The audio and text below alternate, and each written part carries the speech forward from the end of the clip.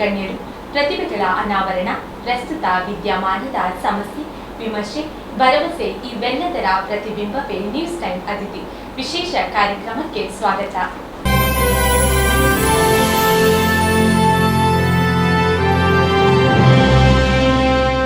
News time ಅತಿಥಿ ವಿಶೇಷ ಕಾರ್ಯಕ್ರಮದಲ್ಲಿ ಇವತ್ತು ನಮ್ಮ ಜೊತೆ ಬಿಜೆಪಿ ರಾಜ್ಯಾಧ್ಯಕ್ಷರು ಆಗಿರುವ ನಳಿನ್ ಕುಮಾರ್ ಕಟೀಲ್ ಅವರಿದ್ದಾರೆ. ಸರ್, ಕಾರ್ಯಕ್ರಮಕ್ಕೆ ಸ್ವಾಗತ. ಪಕ್ಷದ ಓರ್ವ ಸಾಮಾನ್ಯ ಕಾರ್ಯಕರ್ತರಾಗಿರುವ ನೀವು ಈ ಹಂತಕ್ಕೆ ಬರಲು ಹೇಗೆ ಸಾಧ್ಯವಾಯಿತು? ನೋಡಿ, ನಾವು ರಾಷ್ಟ್ರೀಯ ಸ್ವಯಂ ಸೇವಕ ಸಂಘದಿಂದ ಬಂದವರು. ಸಂಘದ ವಿಚಾರಧಾರೆ ಸಿದ್ಧಾಂತದ ಆಧಾರದಲ್ಲಿ ಕಾರ್ಯಕರ್ತನಾಗಿ ಬೆಳೆದವ. ಸಂಘಟನೆ ಹಿರಿಯರು ನಮಗೆ 10 ಜವಾಬ್ದಾರಿಗಳನ್ನು ಕೊಡ್ತಾರೆ. ಅದರಲ್ಲಿ ರಾಜಕೀಯ ಕ್ಷೇತ್ರದ ಜವಾಬ್ದಾರಿಯನ್ನು ಕೊಟ್ಟಿದ್ದಾರೆ. ಕಾರ್ಯಕರ್ತರ ಪ್ರೀತಿ, ವಿಶ್ವಾಸ, ಮತದಾರರ ಆಶೀರ್ವಾದ ಮತ್ತು ನಮ್ಮ ಪಾರ್ಟಿಯ ಎಲ್ಲ ಹಿರಿಯರ ಮಾರ್ಗದರ್ಶನ ಮತ್ತು ಆಶೀರ್ವಾದದಲ್ಲಿ ಇವತ್ತು ಒಂದು ರಾಜ್ಯಾಧ್ಯಕ್ಷನ ಸ್ಥಾನ ಭಾರತೀಯ ಜನತಾ ಪಾರ್ಟಿಯಲ್ಲಿ ಸಿಕ್ಕಿದೆ. ಭಾರತೀಯ ಜನತಾ ಪಾರ್ಟಿಯ ವಿಶೇಷವೇ ಇದು. ಸಾಮಾನ್ಯ ಕಾರ್ಯಕರ್ತನು ಒಬ್ಬ ರಾಜ್ಯಾಧ್ಯಕ್ಷ ಆಗಬಹುದು ಅಂತ ಹೇಳಿದರೆ ಅದು ಭಾರತೀಯ ಜನತಾ ಪಾರ್ಟಿಯಲ್ಲಿ ಮಾತ್ರ ಸಾಧ್ಯ. ಹಾಗಾಗಿ ನಾನು ಮಾಡಿರೋ ಕೆಲಸ, ಸಂಘಟನೆ ಹೇಳಿರ್ತಕ್ಕಂಥ ಕಾರ್ಯವನ್ನು ಮಾಡಿರ್ತಕ್ಕಂಥದ್ದು ಎಲ್ಲ ಕಾರಣಕ್ಕೆ ಇವತ್ತು ಜವಾಬ್ದಾರಿಯನ್ನು ಕೊಟ್ಟಿದ್ದಾರೆ. ರಾಜ್ಯದಲ್ಲಿ ನಡೆದ ಉಪಚುನಾವಣೆಯಲ್ಲಿ ಬಿಜೆಪಿ ಭರ್ಜರಿ ಜಯ ಗಳಿಸಿದೆ. ನಿಮ್ಮ ನಾಯಕತ್ವದಲ್ಲಿ ಇದು ಸಿಕ್ಕ ಮೊದಲ ಜಯ ಅಂತ ಅನಿಸ್ತಾ ಇದೆ ನಿಮಗೆ?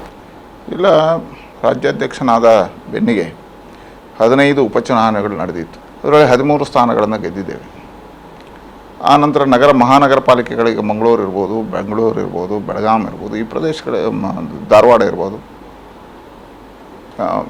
ಮಂಗಳೂರು, ದಾವಣಗೆರೆ ಮತ್ತು 2 ಚುನಾವಣೆಗಳಲ್ಲಿ ನಮ್ಮ ಅಧಿಕಾರ ಬಂತು. ಬೆಂಗಳೂರಲ್ಲಿ ಮೇಯರ್ ಆಯ್ಕೆಯಲ್ಲಿ ಪ್ರಥಮ ಬಾರಿ BJPಗೆ ಬಂತು. ಇದೆಲ್ಲ ಕಾರಣ ಏನು ಅಂತ ಕೇಳಿದ್ರೆ ಯಡಿಯೂರಪ್ಪರ ಅಭಿವೃದ್ಧಿಯ ಕಾರ್ಯಗಳು. ಮುಖ್ಯಮಂತ್ರಿಗಳಾಗಿರ್ತಕ್ಕಂಥ ಯಡಿಯೂರಪ್ಪರ ನೇತೃತ್ವದ ಸರ್ಕಾರ ಮಾಡಿರ್ತಕ್ಕಂಥ ಕಾರ್ಯಗಳು, ನೆರೆ ಮತ್ತು ಬರ ಅವರು ನಿರ್ವಹಣೆ ಮಾಡಿರ್ತಕ್ಕಂಥ ರೀತಿ, ಕೋವಿಡ್ ಬಂದಾಗ ಅದನ್ನು ಜನಸಾಮಾನ್ಯರಿಗೆ ಸಮಸ್ಯೆ ಆಗದ ರೀತಿಯಲ್ಲಿ ಪರಿಹಾರ ಮಾಡಿರ್ತಕ್ಕಂಥ ಕಾರ್ಯಗಳು, ಮತ್ತೆ ನೆರೆ ಬಂದಾಗ ಅವ್ರು ತಗೊಂಡಿರ್ತಕ್ಕಂಥ ನಿರ್ಧಾರಗಳು, ಮಂತ್ರಿಮಂಡಲ ಒಟ್ಟಾಗಿ ಮಾಡಿರುವಂಥ ಕೆಲಸ ಕಾರ್ಯಗಳು, ನರೇಂದ್ರ ಮೋದಿಯವರ ದೇಶದಲ್ಲಿ ಆಗಿರ್ತಕ್ಕಂಥ ಪರಿವರ್ತನೆ, ಇದೆಲ್ಲವನ್ನು ಮನಗಂಡು ಜನ ಇವತ್ತು ಭಾರತೀಯ ಜನತಾ ಪಾರ್ಟಿ ಪರವಾಗಿದ್ದಾರೆ. ನಮ್ಮೆಲ್ಲರ ಸಾಮೂಹಿಕವಾಗಿರ್ತಕ್ಕಂಥ ನಾಯಕತ್ವ, ಕಾರ್ಯಕರ್ತರ ಉತ್ಸಾಹ, ಇದು ಭಾರತೀಯ ಜನತಾ ಪಾರ್ಟಿಗೆ ಗೆಲುವಿಗೆ ಕಾರಣೀಭೂತ ಆಗಿದೆ.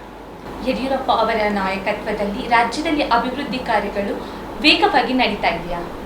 ಖಂಡಿತವಾಗಿ. ಕಳೆದ ಬಾರಿ ಸರ್ಕಾರ ರಚನೆ ಮಾಡ್ತಾ ಇರಬೇಕಿದ್ರೆ ರಾಜ್ಯದಲ್ಲಿ ನೆರೆ ಮತ್ತು ಬರ ಬಹಳ ವಿಪರೀತವಾಗಿತ್ತು. ಆಗ ಮಂತ್ರಿಮಂಡಲದ ರಚನೆ ಆಗಲಿಲ್ಲ. ಆದರೆ ಯಡಿಯೂರಪ್ಪನವರು ಮುಖ್ಯಮಂತ್ರಿಗಳಾಗಿ ಹಳ್ಳಿಗಳಿಗೆ ತಿರುಗಿದರು, ಜನರ ಕಣ್ಣೀರು ಒರೆಸ್ತಕ್ಕಂಥ ಕೆಲಸವನ್ನು ಮಾಡಿದರು.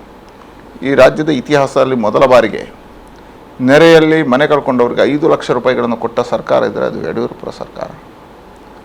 ಆ ಸಂದರ್ಭದಲ್ಲೂ ರೈತರ ಪರವಾಗಿ ನಿಂತರು, ಸಾಲ ಮನ್ನಾ ಮಾಡ್ತಕ್ಕಂಥ ಘೋಷಣೆಗಳನ್ನು ಮಾಡಿದರು. ಆನಂತರ ಕೋವಿಡ್ ಬಂತು. ಇಡೀ ಜಗತ್ತಿಗೆ ಬಂದಿರತಕ್ಕಂಥ ಕೋವಿಡ್ ನಮ್ಮ ರಾಜ್ಯದಲ್ಲಿ ವಿಪರೀತವಾಗಿರ್ತಕ್ಕಂಥ ಪರಿಣಾಮವನ್ನು ಬೀರಿತು. ಆ ಸಂದರ್ಭದಲ್ಲಿ ಯಡಿಯೂರಪ್ಪರು ಧೃತಿಗೆಡಲಿಲ್ಲ.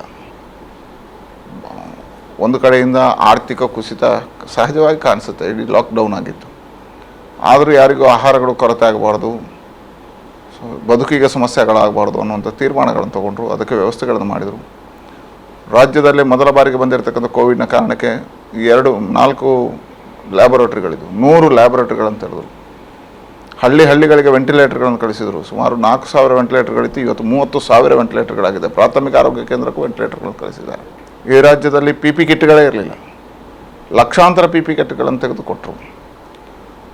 ನೇಕಾರರಿಗೆ, ರಿಕ್ಷಾ ಚಾಲಕರಿಗೆ, ಕಾರು ಚಾಲಕರಿಗೆ, ಮಕ್ಕಳದಂಥವರೆಲ್ಲರಿಗೂ ಪರಿಹಾರಗಳನ್ನು ಘೋಷಣೆ ಮಾಡ್ತಕ್ಕಂಥ ಕೆಲಸವನ್ನು, ರೈತರ ಅಕೌಂಟ್ಗಳಿಗೆ 6,000 ಕೇಂದ್ರ ಸರ್ಕಾರ ಹಾಕಿತ್ತು, ಯಡಿಯೂರಪ್ಪರು 4,000 ಹಾಕಿತ್ತು.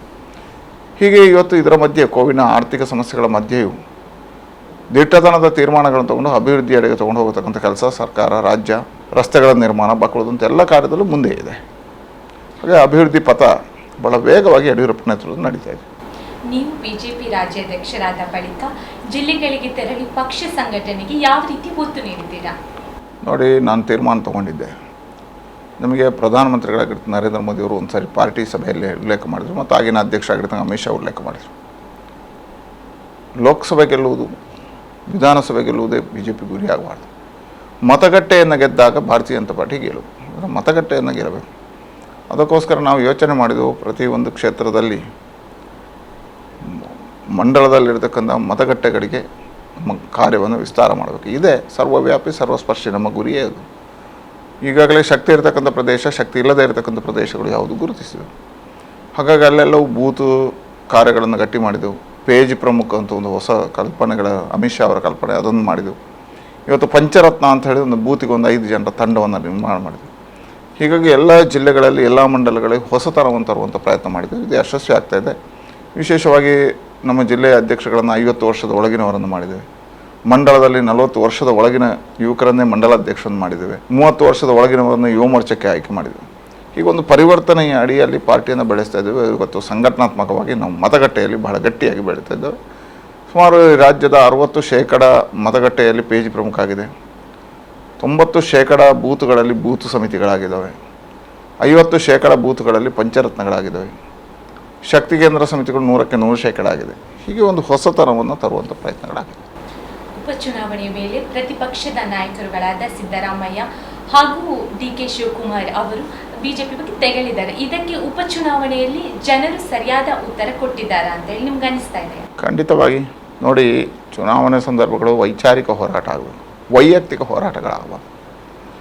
ನಮ್ಮ ಚುನಾವಣೆ ವಿಚಾರ ಜನಸಾಮಾನ್ಯರ ಸಮಸ್ಯೆಗಳಾಗಬೇಕು. ಅಭಿವೃದ್ಧಿ ಕಾರ್ಯಗಳ ಚರ್ಚೆಗಳು ನಡೆದವು. ಕಾಂಗ್ರೆಸ್ ನಮ್ಮ ಮುಖ್ಯಮಂತ್ರಿಗಳ ಬಗ್ಗೆ ಟೀಕೆಯನ್ನು ಮಾಡಿತು, ಅಪಪ್ರಚಾರಗಳನ್ನು ಸೃಷ್ಟಿ ಮಾಡಿತು. ಅದಕ್ಕಿಂತ ಹೆಚ್ಚು ಜಾತಿ ರಾಜಕಾರಣದ ವಿಷ ಬೀಜವನ್ನು ಬಿತ್ತಿತು. ಜನ ಬಹಳ ಸೂಕ್ಷ್ಮವಾಗಿ ಗಮನಿಸ್ತಾ ಇದ್ದಾರೆ. ವೈಯಕ್ತಿಕ ನಿಂದನೆಗಳು ಮಾಡಲಿಕ್ಕೆ ಪ್ರಾರಂಭ ಮಾಡಿದರು. ಒಬ್ಬ ರಾಜ್ಯಾಧ್ಯಕ್ಷನಾಗಿರ್ತಕ್ಕಂಥ ನನ್ನ ಬಗ್ಗೆ ಇರ್ಬೋದು, ಈ ರಾಜ್ಯದ ಮುಖ್ಯಮಂತ್ರಿಗಳಾಗಿರ್ತಕ್ಕಂಥ ಇಲ್ಲಿಯ ಜನತಾ ಜನಾರ್ದನ ಆಶೀರ್ವಾದ ಮಾಡಿ ಯಡಿಯೂರಪ್ಪನ ಮುಖ್ಯಮಂತ್ರಿ ಆಗಿರ್ತಾರೆ. ಹಾಗಾಗಿ ಅವ್ರ ಬಗ್ಗೆ ಟೀಕೆ ಮಾಡಿದಾಗ ಜನ ಇದಕ್ಕೆ ಉತ್ತರವನ್ನು ಸ್ಪಷ್ಟವಾಗಿ ನೀಡಿದ್ದಾರೆ. ನಿಮ್ಮ ವೈಯಕ್ತಿಕ ವಿಚಾರಧಾರೆಗಲ್ಲ, ನಿಮ್ಮ ಜಾತಿಯ ರಾಜಕಾರಣಕ್ಕೆ ನಾವಿಲ್ಲ, ನಿಮ್ಮ ಗೂಂಡಾಗಿರಿಯ ಪ್ರವೃತ್ತಿಗೆ ನಾವಿಲ್ಲ, ನಾವು ಅಭಿವೃದ್ಧಿ ಪರವಾಗಿರ್ತಕ್ಕಂಥ ಆಡಳಿತಕ್ಕೆ ಒತ್ತು ಕೊಡ್ತೇವೆ. ಅದಕ್ಕೆ ಯಡಿಯೂರಪ್ಪನಿಗೆ ಆಶೀರ್ವಾದವನ್ನು ಈ ಬಾರಿಯೂ ಮಾಡಿದ್ದಾರೆ. ಮಂಗಳೂರಿನಲ್ಲಿ ಮೊದಲ ಬಾರಿಗೆ ರಾಜ್ಯ ರಾಜಕಾರಣಿ ಸಭೆ ಯಶಸ್ವಿಯಾಗಿ ನಡೆದಿದೆ. ಮುಂದೆ ಪ್ರತಿಯೊಂದು ಜಿಲ್ಲೆಯಲ್ಲೂ ರಾಜ್ಯ ರಾಜಕಾರಣಿ ಸಭೆ ಹಾಗೂ ಕೋರ್ ಕಮಿಟಿ ಸಭೆ ನಡೆಸುವ ಚಿಂತನೆ ಇದೆಯಾ? ಖಂಡಿತವಾಗಿ ನಾವು ಈಗಾಗಲೇ ಘೋಷಣೆ ಮಾಡಿದ್ದೇವೆ. ನಮ್ಮ ಪ್ರತಿ ಒಂದು ಹೊಸತನವನ್ನು ತಂದಿದ್ದೇವೆ. ಅದರಲ್ಲೂ 8 ದಿನಕ್ಕೊಂದು ಸಾರಿ ನಮ್ಮ ಪ್ರಧಾನ ಕಾರ್ಯದರ್ಶಿಗಳ ಅಧ್ಯಕ್ಷರ ಸಭೆ ನಡೀತದೆ. ಸರಿಯಾಗಿ 15 ದಿವಸಕ್ಕೊಂದು ಸಾರಿ ಪದಾಧಿಕಾರಿಗಳ ಸಭೆ ನಡೀತದೆ. ಪ್ರತಿ ತಿಂಗಳಿಗೊಂದು ಸಾರಿ ರಾಜ್ಯ ವಿಶೇಷ ಕಾರ್ಯಕಾರಿಣಿ ನಡೀತದೆ. ನಾವು ರಾಜ್ಯ ವಿಶೇಷ ಕಾರ್ಯಕಾರಿಣಿ ಯಾಕೆ ಮಾಡ್ತೀವಿ ಹೇಳಿದ್ರೆ, ಕೋವಿಡ್ನ ಸಂದರ್ಭದಲ್ಲಿ 100ಕ್ಕಿಂತ 150ಕ್ಕಿಂತ ಹೆಚ್ಚು ಜನ ಸೇರಬಾರ್ದು ಅಂತ ಹೇಳುವಂಥ ಕಾನೂನು ಏನಿದೆ ಅದನ್ನು ಮೀರಬಾರ್ದು ಅಂತ ಹೇಳೋ ಕಾರಣಕ್ಕೋಸ್ಕರ. ಇಲ್ಲಾಂದರೆ ರಾಜ್ಯ ಕಾರ್ಯಕಾರಿಣಿ ಆದರೆ 500 ಸಂಖ್ಯೆ ದಾಟುತ್ತೆ. ಬರಬೇಕು, ಇವರೆಲ್ಲ ಇರ್ತಾರೆ, ಮಂತ್ರಿಗಳಿರಬೇಕು ಅಂತ ಹೇಳೋ ಅದಕ್ಕೋಸ್ಕರ ಈಗ ನಾವು ವಿಶೇಷ ಸಭೆ ಅಂತ ಮಾಡ್ತೀವಿ. ಹಾಗಾಗಿ 15 ದಿವಸದ ಪದಾಧಿಕಾರಿಗಳ ಸಭೆಯನ್ನು ಬೇರೆ ಬೇರೆ ಜಿಲ್ಲೆಯಲ್ಲಿ, ವಿಶೇಷ ಕಾರ್ಯಕಾರಿಣಿ ತಿಂಗಳಿಗೆ ಒಂದು ಸರಿ ನಡೆಯುವಂಥದ್ದನ್ನು ಬೇರೆ ಬೇರೆ ಜಿಲ್ಲೆಯಲ್ಲಿ ಮಾಡ್ತಾಯಿದ್ವಿ. ಈಗ ಮೊನ್ನೆ ಮಂಗಳೂರಲ್ಲಿ ಮಾಡಿದ್ದೇವೆ, ಅವತ್ತೇ ಘೋಷಣೆ ಮಾಡಿದ್ದೇವೆ. ನಾಡ್ದಿನ 20ನೇ ತಾರೀಕು ಪದಾಧಿಕಾರಿಗಳ ಸಭೆ ನಾವು ಸಿಂಧನೂರಲ್ಲಿ ಮಾಡ್ತೀವಿ, ರಾಯಚೂರು ಜಿಲ್ಲೆ.